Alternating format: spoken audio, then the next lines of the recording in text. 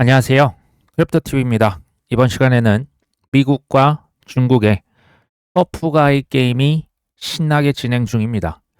최종 결과가 어떻게 될지 매크로 관점에서 살펴보시죠. 최근에 시장이 좋지 않았기 때문에 리얼비전의 라울 팔 CEO가 긴급 방송을 했습니다. 근데 내용이 좋습니다. 직접 이 라울 팔 저니맨이라고 있습니다. 그 채널에 가셔서 보셔도 좋고, 여기에서는 실은 매크로죠. 근데 어떤 사람들은 거시경제 지표보다는 차트를 중시할 수도 있고 온체인 지표일 수도 있고 지금 폭탄 관세처럼 이벤트 혹은 투심을 중시할 수도 있습니다.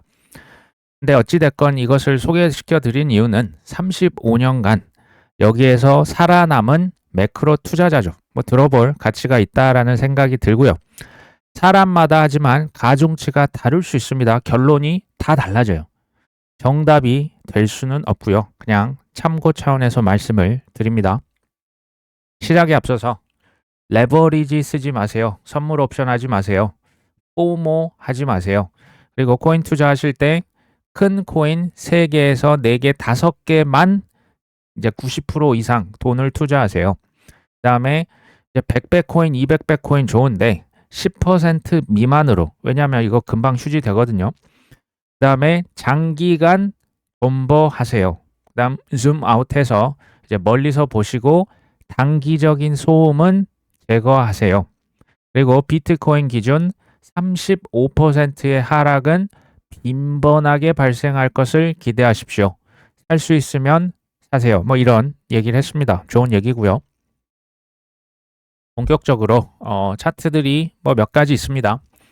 기본적으로 이 거시 경제는 원인을 찾아가는 거고 방향성을 찾아가는 건데, 지금 여기 보시면 검정색은 미국의 노동 참여 퍼센티지입니다. 율입니다. 미국의 노동 참여율이 검정색이 계속 떨어지고 있죠. 근데 빨간색은 미국의 국가 부채입니다. 빚이 지금 계속 이렇게 떨어지고 있는 것처럼 보이지만 실은 인버티드, 역방향입니다. 그러면 국가 부채가 더 늘어나고 있다는 얘기예요. 근데 왜 이게 이제 이렇게 일치하냐? 미국의 경제 참여 인구가 줄어든다라는 것이 뭘 의미할까요? 사람들이 베이비 부머들 이제 노령화 됐죠. 은퇴를 했고요. 요즘에 젊은 사람들은 그렇게 애를 많이 낳지 않거든요. 미국만의 문제는 아닙니다. 그래서 성장이 예전 대비 낮아지는 거예요. 근데 국가에서는 한 국가의 공무원들은 국가의 경제 성장률이 마이너스가 되는 거를 보고만 있겠습니까? 안 되는 거죠. 성장을 유지하기 위해서 엄청난 돈을 찍는다는 얘기입니다. 그러니까 국가 부채가 많아지는 거죠. 가장 중요한 것은 유동성이다. 시장에서 제일 1원인은 유동성이에요. 돈의 힘인데, 이게 이제 왜 돈을 찍냐? 인구가 갈수록 나이를 먹고 애를 안 낳고 GDP가, 그러니까 이제 경제가 수축되니까 그것을 떠받치기 위해서 돈을 찍는다. 대표적인 예가 일본이 되겠습니다. 여기서 지금 미국의 이제 검정색은 연준의 순유동성, 검정색이나 빨간색은 미국의 국가 부채, GDP로 나눈 거지만 시간이 지나감에 따라서 돈을 계속 찍어낸다는 걸 알 수 있고, 특히 2008년도와 2020년도 급격히 증가했다라는 것을 알 수 있죠. 큰 경제 위기가 있으면 이것을 명분으로 돈을 엄청나게 찍어서 문제를 해결을 했습니다. 덕분에 국가 빚이 정말 산더미처럼 쌓여 있는 거죠. 이 지금 빨간색이 뭐냐면요. 미국의 연방 정부에서 빚에 대한 이자가 있겠죠. 그 이자 페이먼트, 이자 내는 돈이 24년, 25년, 26년 지금 빨간색이 치솟고 있죠. 이 빚이 감당이 안 되는 수준을 넘어서 이자조차 이제 감당이 안 된다라는 거예요. 미국 얘기입니다. 검정색은 이제 미국의 그 순유동성을 나타내는데요. 돈을 많이 찍었죠. 근데 돈을 빚으로 찍었잖아요. 미국의 국채를 팔아서 그것을 담보로 돈을 찍어서 뿌린 겁니다. 근데 이제는 1년 미국의 이자, 빚이 원금이 아니고요. 1년에 내야 될 이자가 미국의 1년 국방비를 넘어섰습니다. 이건 장난이 아닌 거예요. 여기에 이제 미국에서 어떻게 준비를 하냐. 이제 부담이 너무 크기 때문에 금리를 무조건 낮춰야만 할 때가 있는 거예요. 그러니까 이자가 높으면 터지지 않습니까? 금리를 무조건 낮추고 돈을 더 찍어서 빚에 대한 이자의 부담을 줄여야 돼요. 이것을 대략 4년 주기로 줄입니다. 이자를 낮춥니다. 이게 어려운 영어로 refinancing cycle이라고 하는데 그냥 우리말로 쉽게 말하면 빚 돌려막기 하는 거예요. 대략 4년 주기요. 이게 뭐 우연히 이제 아닌지 모르겠습니다. 이게 미국의 대선 주기랑 맞고 뭐 비즈니스 사이클이랑 맞고 비트코인 반감기 사이클이랑 맞는 게 이것을 근거로 어떤 사람들은 비트코인은 미국이나 뭐 영국의 어떤 정부 뭐 그런 어떤 저 위쪽 사람들이 만든 게 아니냐 뭐 이렇게 보는 사람도 있어요. 뭐 그건 저는 모릅니다. 중요한 것은 무조건 금리 인하를 때가 되면 해야만 해요. 왜? 빚이 감당이 안 되는 게 아니고 빚에 대한 이자조차 감당이 안 되니까 금리는 내리고 돈을 찍어서 달러를 약하게 만들면 돼요. 왜? 빚은 달러니까. 달러로 빚을 내야 되는데 달러 가치를 희석시켜버리면 빚이 줄어드는 거죠. 왜 트럼프 대통령과 베센트 재무장관이 Dollar is too strong, rate is too high. 금리가 너무 높다. 달러도 너무 세다. 이 얘기를 잊을만 하면 계속 하는지 아마 이거 될 때까지 할 거예요. 아시죠? 빚이 너무 많다. 빚에 대한 부담을 줄이기 위해서 무조건 이렇게 만들어야만 하는 거예요. 사실 이거 이제 사계절 차트 보신 적 있으시죠? refinancing, 그러니까 빚에 대한 이자를 줄이기 위해서 금리를 한 번씩 낮추고 돈을 찍어야 하는 주기가 있어요. 이게 대략 4년인데 이자 때문에 금리를 인하하는 거예요. 그렇기 때문에 대략 4년 주기가 생겨난 거예요. 봄, 여름, 가을, 겨울. 여기 밑에 보시면 이게 지금 우리가 지금 가을이잖아요. 빨간색입니다. 과거의 빨간색을 보시면 대부분 좀 많이 올랐죠. 여름, 노란색입니다. 노란색도 실은 나쁘지 않았죠. 그러니까 여름이나 가을, 이것 때문에 이런 사계절이 일어난다. 또 파란색을 보시면 의미가 없습니다. 실은 떨어졌죠. 이게 겨울이라 이거예요. 그러니까 계절 4년 주기가 있다는 사람이 아직도 있고 아 이제 4년 주기 그거 이제 안 맞아. 끝났어. 라고 하는 분들도 실은 있습니다. 근데 저는 4년 주기가 뭐 완벽하게 깨졌다라고 보진 않아요. 왜냐하면 여름에도 덥기만 합니까? 태풍도 불고 지긋지긋한 장마도 있죠. 겨울이라고 해서 항상 눈만 오고 춥습니까? 3한 4원 뭐 지금은 이제 더 좀 따뜻해지긴 했지만 한 3일 춥고 4일은 따뜻하잖아요. 심지어 뭐 더운 때도 있었잖아요. 이상기온도 나오잖아요. 매크로 투자라고 하는 것은요. 중장기 방향성, 이건 계절이에요. 여기서 말하는 계절은 1년을 의미합니다. 근데 일기예보를 물어보는 격이에요. 일기예보는 그때그때 날씨를 이거 누가 맞춥니까? 뭐 슈퍼컴퓨터처럼 딱 보이는 것도 아니고 그러니까 왜 지금 겨울인데 왜 더워요? 지금 여름인데 왜 이렇게 서늘합니까? 가을인데 웬 태풍이 날아옵니까? 제가 볼 땐 뭐 이런 격이죠. 특히 코인은 극악무도한 변동성이 있습니다. 일기예보, 그때그때 날씨, 뭐 일주일, 2주일 후에 날씨를 맞추는 게 그래서 불가능하다는 거예요. 저한테는 이런 능력이 없습니다. 유동성 주기라고 하는 게 이것에 의하면 올해는 글로벌 유동성이 상승을 할 수밖에 없는 해라는 거예요. 달러는 약해질 수밖에 없고 달러가 약해지면 다른 나라도 신나게 그때야 비로소 지금도 금리 내렸지만 더 내리고 돈을 더 찍어낼 것이다 라는 게 이 지금 소위 말하는 Everything Code Cycle의 핵심입니다. 검정색을 보시면 글로벌 M2죠. 전 세계의 유동성입니다. 빨간색은 GMI 미국 유동성을 나타냅니다. 이게 뭐 대략 비슷한 방향으로 일치는 합니다. 근데 최근에 보니까 글로벌 M2 검정색은 올랐는데 달러는 뭐 그걸 아직 못 따라가고 있어요. 근데 우리가 참고하셔야 될 거는 전 세계 국가들의 빚의 무려 50%가 달러로 갚아야 합니다. 그러니까 이제 빚을 내서 그걸로 여러 가지 하고 이자 이제 원금이랑 이자 갚아야 되는데 달러로 갚아야 됩니다. 지금은 달러가 너무 세죠. 지금 너무 셌잖아요. 지난 2년, 3년. 그러면 그러니까 빚에 대한 부담이 너무 큰 거예요. 그러니까 약달러로 만들어주면 빚에 대한 부담이 적어지는 거예요. 지금은 빚이 다 많습니다. 이게 예외가 없어요. 지금 다 빚투성이거든요.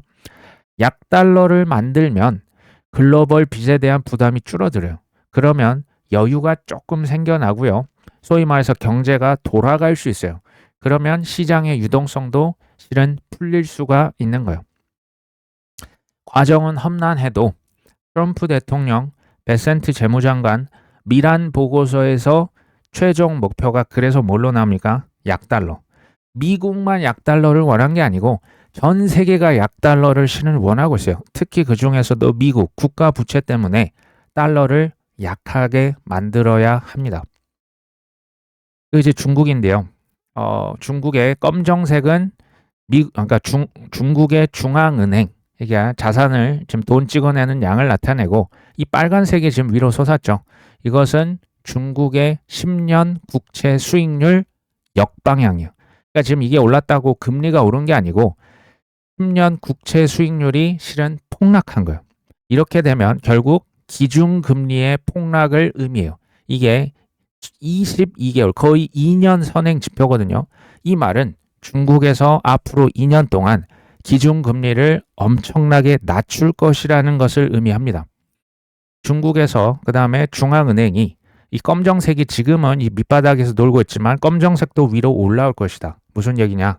2년 동안 돈을 엄청나게 찍어낼 것이라는 것을 의미하는 겁니다. 결국에는 트럼프랑 시진핑이 합의를 할 것이다라고 베팅을 하는 거예요. 왜? 둘 다 원하는 것이 제가 뭐라고 했습니까? 미국도 빚에 대한 부담이 너무 크고 중국도 금리 인하하고 돈 찍어내고 싶은데 안 그래도 지금 약 위안하지 않습니까? 근데 여기서 더 찍으면 위안화는 휴지가 돼요. 지금 위안화를 진짜 찍고 싶어 죽겠는데 지금 못 찍는 거예요. 둘 다 뭘 원한다?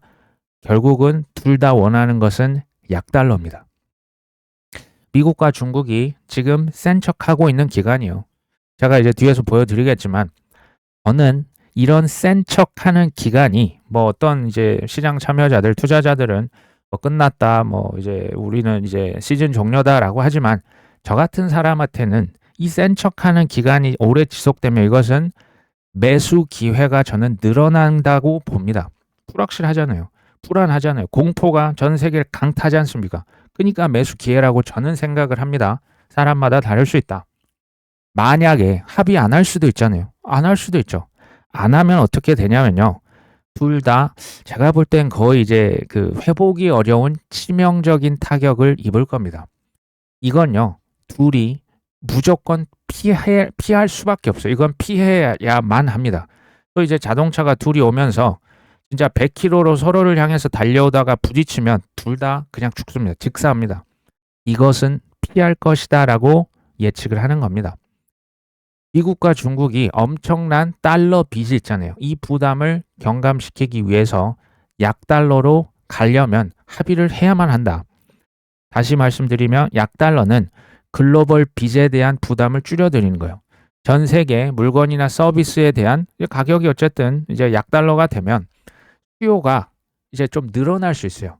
숨통이 쉽게 말하면 좀 트일 수 있다라는 것을 의미하고요. 약달러는 그래서 결국은 시장에 긍정적일 것이다. 지금이 아닙니다. 앞으로 펼쳐질 것이다. 올해 연말 뭐 심지어 내년 초까지도 이것을 예측을 하고 있는 거예요.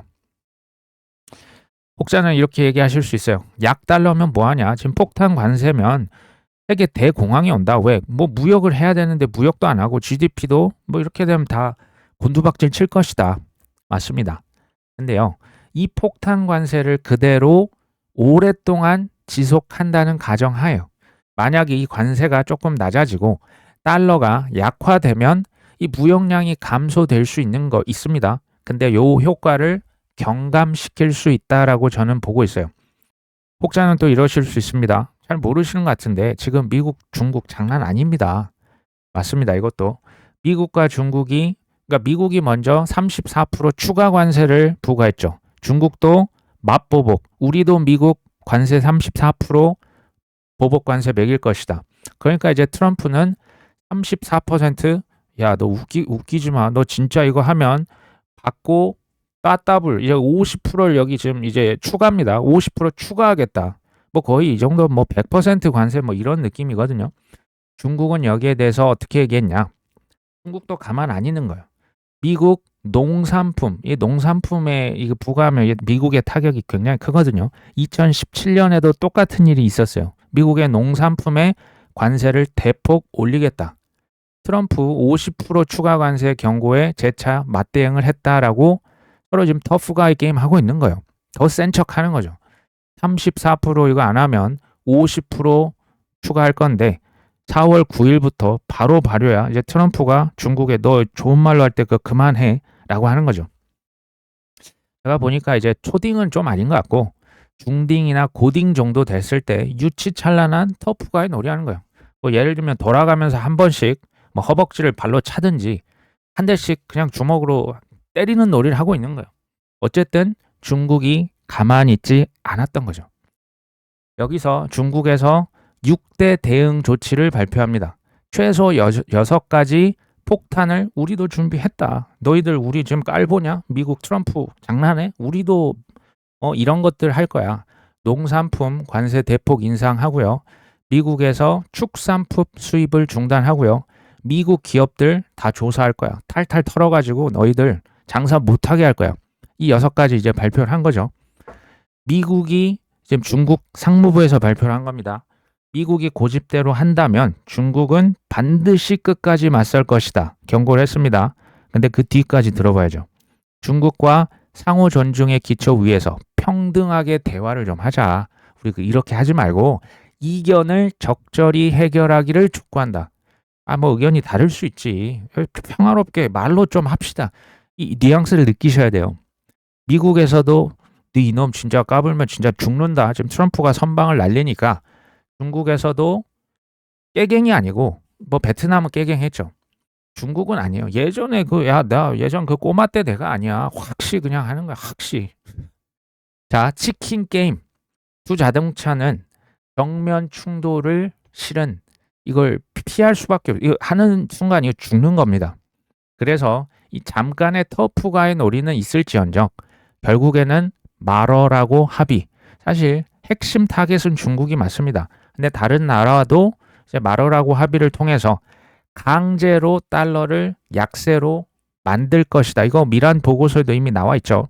결국 결과는 이렇게 될 수밖에 없다라고 보는 거예요. 양국의 합의가 그럼 100% 확정 맞습니까? 언제쯤 합의를 할까요? 죄송하지만 100%라고 하는 것은 장담을 할 수가 없어요. 100% 확실한 투자 이런 게 있습니까? 100% 확실한 은행에 예적금 맡겨놓으면 100% 3% 4% 이자를 받을 수 있을까요? 100%는 아니죠. 왜냐하면 은행도 망했잖아요. 우리나라도 이금융, 상금융 이런데 돈 하면 물론 뭐 이제 5천만 원입니까? 뭐 1억 원까지 보장을 해주지만 100% 안전한 건 실은 없어요. 언제쯤 합의를 할 것이냐? 이것도 제가 모르죠. 모릅니다. 모르는 거 모른다고 합니다. 어차피 못 맞추면 왜 그러면 이 얘기를 하냐? 왜냐하면 단시일에 합의를 하면 좋죠. 합의하면 이제 중국도 미국도 원하는 게 결국 약달러였고 뭐 이제 관세는 좀 낮출 것이고 미국도 중국도 돈 찍고 금리 인하하고 상호 해피하게 해줄 수가 있어요. 근데 단시일 내에 합의가 안 되면 어쩔 겁니까? 저는 미래를 맞추는 게 잘한다라고 보질 않고요. 그건 불가능하고 어차피 우리는 대응을 해보는 거예요. 준비를 하셔서 그런 상황이 맞닥뜨렸을 때 플랜 A, 플랜 B가 있어야만 한다라고 보는 거예요. 이게 근데 질질 끌면서 협의가 안 되고 계속 뭐 터프가이 게임 하고 있으면요. 사실은 유효 기간이 있는 급한 돈을 갖다가 영끌해서 혹은 선물 옵션 하시는 분들은 결국 이 돈 토할 수밖에 없어요. 오래 가면 이거 어떻게 버팁니까? 나도 지금 이 유효 기간이 있는 급전으로는 그래서 투자를 하지 말라는 얘기를 계속 드리는 거예요. 어떻게 보면 가장 느린 것 같고 가장 미련한 것 같은 게 현물 투자입니다. 지금 제가 하고 있는 게 사실 그런 방법이고 이게 근데 그렇다고 뭐 정답은 아니에요. 뭐 단타를 잘 하시면 그렇게 하시면 돼요. 또 이제 뭐 이렇게 하락을 피할 수 있다? 그럼 피하시는 게 좋죠. 그건 알아서 하셔야 되는 거고 저는 이제 그럴 능력이 없고요. 현물로 우량 코인 위주로만 떨어질 때마다 사셨다가 인내를 해서 나중에 이제 소위 말하는 미친 상승장 저는 반드시 나올 거라고 봅니다. 그게 언제인지 몰라요. 근데 분명히 그때까지 인내하는 게 저는 이게 가장 어떻게 보면 멍청한 것 같지만 가장 확실하게 이기는 방법이라고 저는 봅니다. 중요한 것은 뭐 4848 그렇게 해서 만약에 우량 코인의 개수가 늘어났다 그렇게 하십시오. 근데 대부분 아마 이게 쉽지가 않아요. 그러니까 이 사람의 심리는요 하면 할수록 말릴 수밖에 없습니다. 이걸 만약 이긴다, 이건 굉장히 훈련된 트레이더 거의 뭐 제가 볼 때 소수점이고요. 우량 코인의 개수를 지키세요. 그 뭐 미실현 손실과 이익이 왔다 갔다 하는 거 나중에 1년 후, 2년 후, 1년 반 후에 보면 아무 의미가 없어요. 그냥 몇 개냐가 중요하다. 그리고 이건 조금 이제 또 다른 얘기인데요.